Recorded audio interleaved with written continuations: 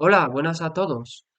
Em, Voy a comenzar con este vídeo una idea que tenía hace ya tiempo en el que quería, pues, todos los domingos comentar las noticias que hubieran salido durante esa semana y que a mí me llamasen la atención en el sentido de que son noticias que indican cómo nos estamos encaminando hacia una globalización. Es decir, que la sociedad cada vez se está volviendo más dependiente a todos los niveles, tanto eh, político, social, cultural, económico, eh, tecnológico, están trabajando en todos ellos al mismo tiempo para convertirnos en seres totalmente dependientes. Eh, Entonces he seleccionado 5 noticias que me han parecido interesantes para comentarlas y intercambiar opiniones con vosotros. Vale. Una primera noticia aparece en el periódico El País y dice: un concierto por las víctimas de las residencias. Demuestra la fuerza del movimiento 4 años después. Una sala llena de hijos de fallecidos durante la pandemia que han coreado justicia, justicia, justicia. Entonces, eh, bueno, todos sabemos que en 2020 ocurrió algo trágico en las residencias de ancianos porque se impidió la salida de los residentes fuera de ellas, no se les podía visitar, aunque quisieran los familiares, no podían tampoco sacarlos de allí y estuvieron retenidos bastante tiempo. Pero lo que me ha sorprendido, porque yo sabía que había sido muy fuerte esto, pero no sabía el número total de muertos que hubo allí. Y según esta noticia, solo en las residencias de Madrid hubo 7.291 ancianos fallecidos. Pero es que luego me he puesto a buscar el número total en España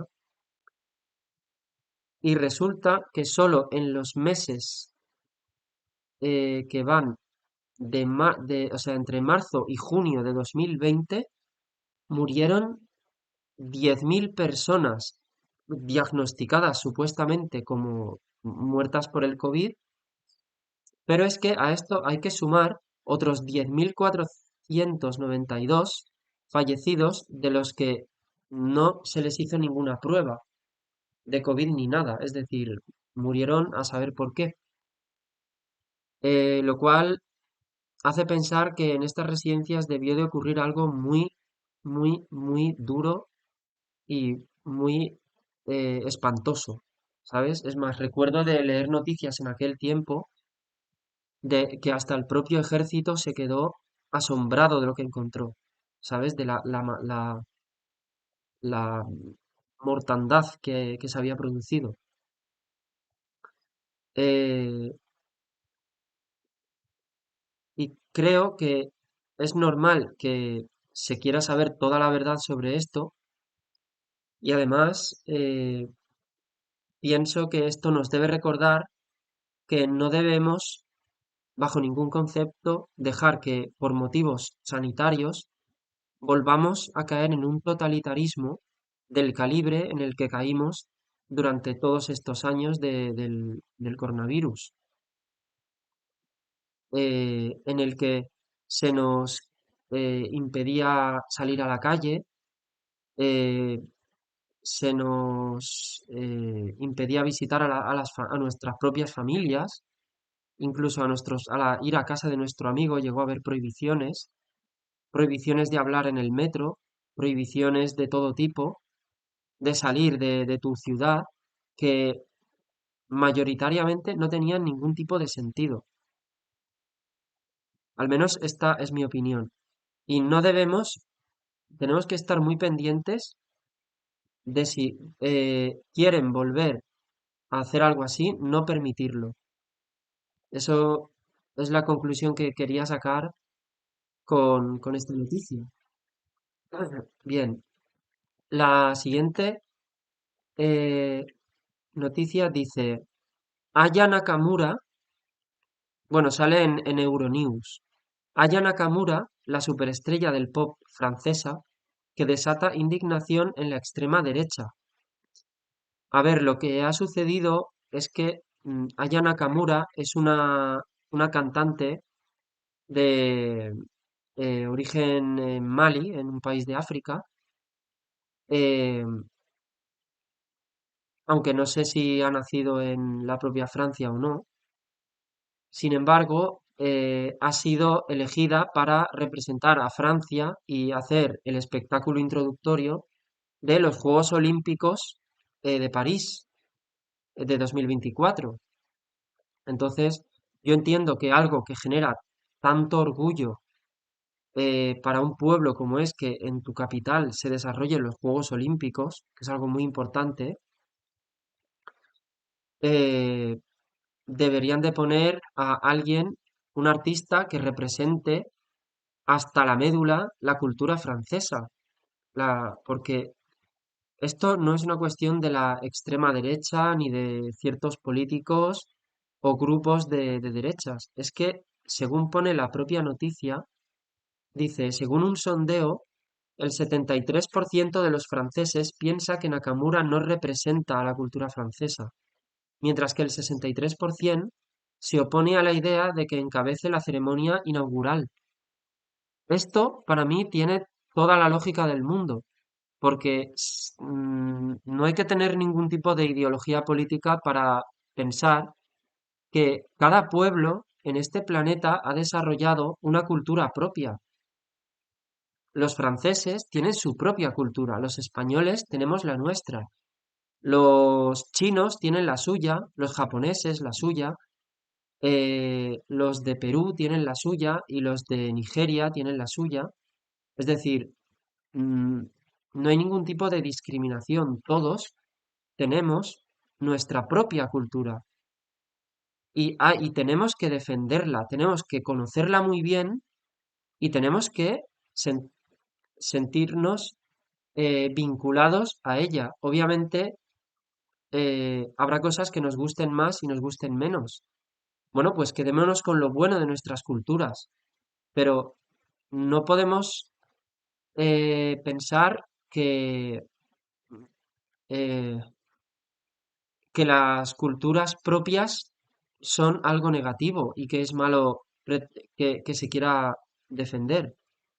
Al revés, es algo muy bueno porque sin una cultura propia nos convertimos en meros ciudadanos sin patria, sin raíz y sin nada. O sea, un ciudadano que no se distingue en nada de cualquier otro ciudadano del mundo,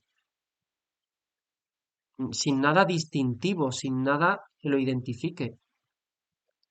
Por tanto, eso a mí me parece muy bien cómo piensan los franceses y no me parece nada radical ni nada que tenga que ver con racismo ni con xenofobia. Están haciendo en el cine, en las series, están colocando a muchos personajes que son europeos tradicionales como si hubiesen sido africanos. Están como si hubiera que incorporar elementos de otras culturas a lo mejor en historias que son tradicionales de la cultura europea, por ejemplo, ¿no? Sin embargo, si fuese a la inversa, si fuese que un blanco pretendiera representar algo propio de la cultura africana, podemos estar seguros de que habría un gran revuelo. Pero si es al revés, no sucede lo mismo. Y esto es una especie de racismo a la inversa. Y debemos también, creo yo, detenerlo. Vale. La siguiente noticia es que, bueno, dice Elon Musk afirma que Neuralink ha implantado con éxito un chip cerebral en un humano. ¿de acuerdo? Es decir, Elon Musk, bueno, el jefe de los coches eléctricos, Tesla y de Twitter actualmente, que se llama X, pues también tiene otro proyecto con el que eh, pretende que las personas, a través de su cerebro, mediante una serie de cables o chips incrustados en el cerebro, eh, sean capaces de interactuar con la tecnología, es decir, con los móviles, con los ordenadores y controlar solo con la actividad de sus neuronas, eh, producir cambios en el exterior, ¿de acuerdo? En este caso, lo que ha hecho es eh, introducir un chip en una persona tetrapléjica para que pueda jugar al ajedrez. Eh, bueno, eh, teóricamente todo esto es por generar avances en el desarrollo de la salud y tal, pero en realidad, si lo pensáis, toda esta gente tiene intereses que van más allá. Evidentemente, esta tecnología no solo puede servir para la salud, puede servir para muchas más cosas. Y al igual que cada vez se está promocionando más que se pague con el teléfono móvil, o incluso en algunos países, en España no lo sé, pero he visto vídeos de cómo en algunos países ya se está promocionando que te pongan un chip donde tengas incorporados todos tus datos personales para poder, por ejemplo, pagar sin tener que llevar la tarjeta de crédito o donde esté tu identificación y no tener que llevarla. Pues en España, no sé si conocéis la Estrategia Nacional de Inteligencia Artificial, ENIA. Eh, Esta estrategia, según pone en la página web del Ministerio de Economía, Comercio y Empresa y el Ministerio para la Transformación Digital, eh, los objetivos de la Estrategia España Digital 2026 son los siguientes. Convertir a España en un referente en la transformación hacia una economía del dato. Impulsar la inteligencia artificial como motor de innovación y crecimiento económico, social, inclusivo y sostenible. Preparar a España para las transformaciones socioeconómicas que origina la inteligencia artificial. Y fortalecer la competitividad a través de actividades de I+D en el conjunto de las tecnologías habilitadoras digitales. Bien, como veis, esto de la tecnología digital eh, va muchísimo más allá. Eh, Entre esos objetivos se encuentra mm, poder tener nuestros datos personales aún más registrados con más detalle en la nube, eh, así como incorporar formas de inteligencia digital en todo tipo de trabajos eh, y quién sabe qué más tienen en mente, lo cual puede llegar hasta los robots humanoides, eh, que desde luego yo espero que aquí nunca lleguen porque ya me parece el colmo de lo artificial, porque una máquina no es un ser humano. En fin, que todo esto está hecho para controlar mejor nuestra información privada, por supuesto que ya no sería privada en absoluto, ya casi no lo es, pues aún peor, eliminar puestos de trabajo y incorporar la inteligencia artificial para, al fin y al cabo, ejercer un mayor control sobre nuestra vida. dar más poder a las máquinas y menos a nosotros. Eh, vale. Eh, la siguiente noticia también aparece en Euronews y dice lo siguiente. Las tasas de fecundidad sufrirán un drástico descenso. El 97% de los países no podrá mantener su población. A ver, si lo pensamos, la población ha alcanzado ya, si no me equivoco, los 9.000 millones de seres humanos. Resulta lógico que esto no puede seguir aumentando eternamente y a la manera que lo está haciendo. Es evidente que tiene que haber una ralentización y un descenso en el crecimiento. Sin embargo, si seguimos leyendo este artículo, vemos que no se centra no lo pone igual de bien para todas las regiones del planeta, sino que Europa y Estados Unidos, según este artículo, van a ser los más perjudicados. Eh, un drástico descenso de la fecundidad mundial. Eh, Tres cuartas partes de los países no tendrán tasas de fertilidad suficientemente altas para mantener el tamaño de su población en 2050. Bueno, eso se puede entender. Sin embargo, en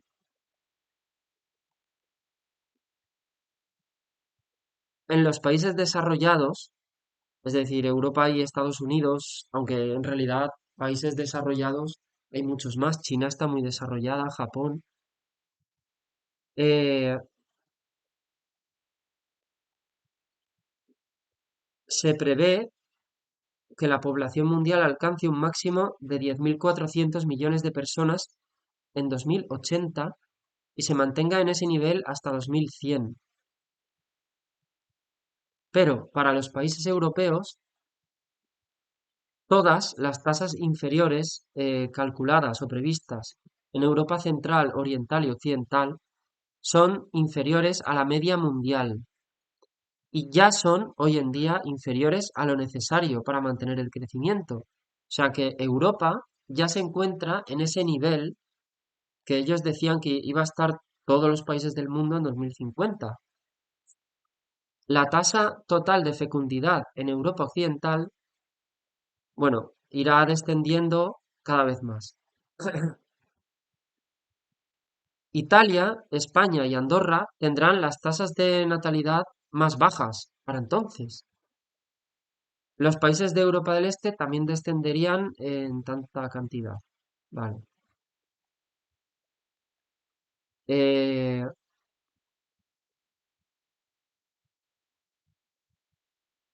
Europa y América del Norte alcanzarán su máximo de población a finales de 2030, pues las tasas de fertilidad han estado por debajo de 2 nacimientos por mujer desde la década del 70. Eh,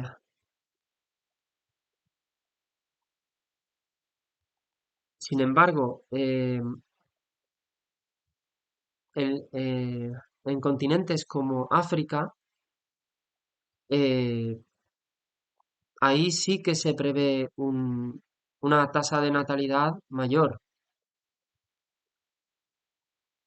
Por lo tanto, esta situación no es igual para todo el planeta. Quiero decir, eh, esto conducirá a, si tenemos en cuenta los tamaños de Europa, que es realmente pequeñísima en el planeta, es como una especie de península de Asia, y Estados Unidos y Canadá, que en comparación tampoco son tan grandes como lo son Asia, India, África entera, es evidente que todos estos países llevan mucha ventaja. Es decir, nuestros pueblos, la raza europea, lo tiene mucho peor que las otras razas a nivel de natalidad, actualmente y de cara al futuro aún mucho peor.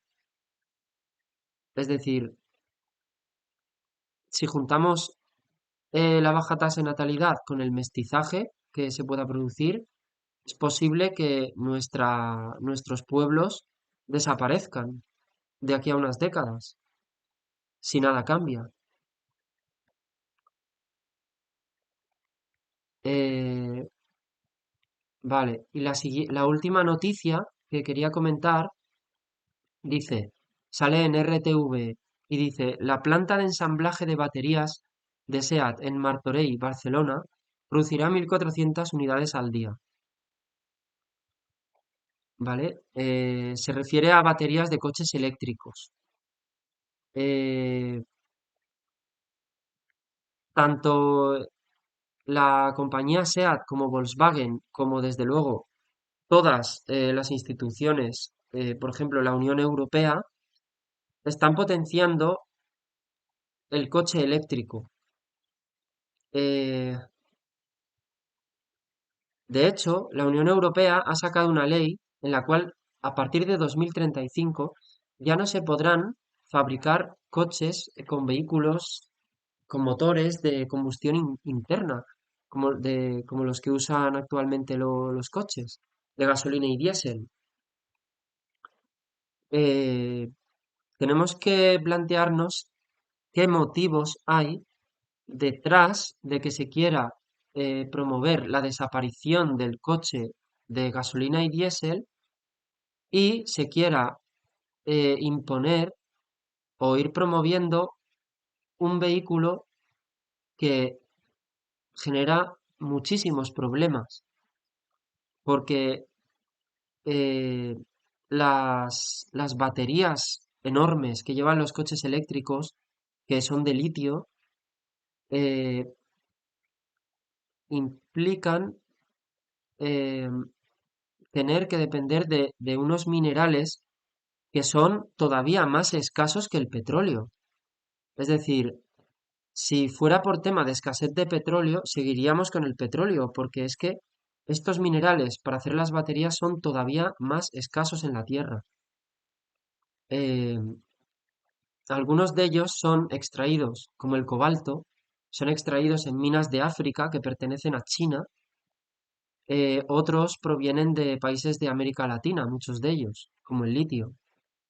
Y mayoritariamente son refinados en China. Entonces, esto va a dar un poder. Quien principalmente se va a beneficiar de esto es China, fundamentalmente. Eh, además, tenemos que preguntarnos cómo se va a producir la electricidad para abastecer todos esos coches eléctricos. ¿Será a partir de placas solares? ¿Será a partir de eólica o hidráulica? ¿O será a partir del petróleo? Porque todo esto se ampara en la protección del medio ambiente para promover la descarbonización. Vamos a ver, a esto voy a dedicar un vídeo entero a hablaros sobre el tema del calentamiento global, porque eh, hay pienso que todo esto de la descarbonización es un fraude absoluto que no sirve para proteger el medio ambiente. Tiene unos intereses muy específicos. Eh, en general, lo que se pretende es volvernos completamente dependientes. Con un coche eléctrico, digo, con un coche de gasolina o diésel somos muchísimo más autónomos eh, que con uno eléctrico. Eh, los coches eléctricos son mucho más caros eh, y son más difíciles de recargar seguramente. En cambio, existe otro tipo de coche que es el coche de pila de hidrógeno, un coche que lo que hace es quemar hidrógeno. Pero este coche, no sé por qué, no se está promoviendo eh, y se está promoviendo mucho el eléctrico.